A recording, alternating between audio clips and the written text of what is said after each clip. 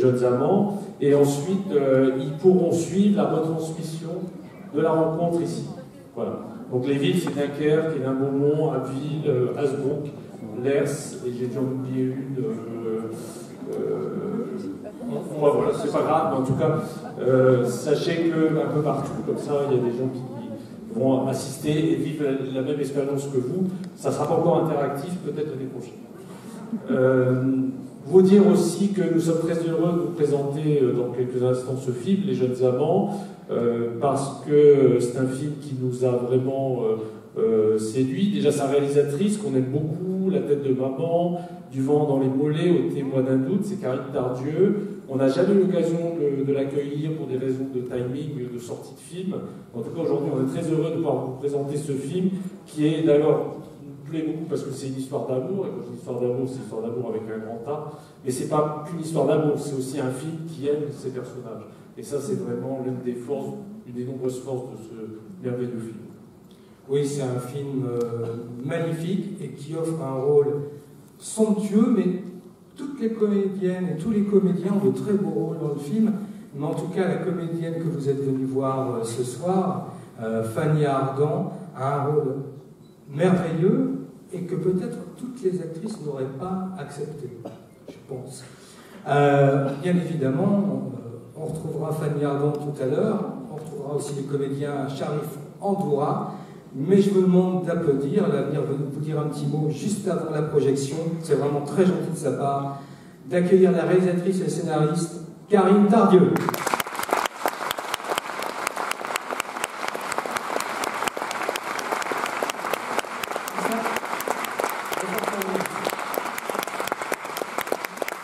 Merci d'être présente au Arras Film Festival avec ce très beau film. Je vous ai dit tout à l'heure ce que j'en pensais, sans flagornerie, honnêtement, sincèrement. Alors bien évidemment, c'est toujours un piège de demander à une réalisatrice ou à un réalisateur de parler de son film avant la projection. N'en dites pas grand-chose, mais que pouvez-vous au moins, quelques petits mots vous pouvez donner au public du Arras Film Festival? Je peux juste vous dire déjà qu'on sera très émus, Fanny, Sharif et moi, de revenir après, parce qu'en fait, c'est la première fois, on a déjà présenté le film à droite à gauche, mais on est toujours parti au début, comme je vais le faire là, on n'est jamais revenu après, donc on n'a jamais eu de retour du public en fait. Donc on est très heureux de pouvoir partager ça avec vous, en espérant évidemment qu'il vous aura plu.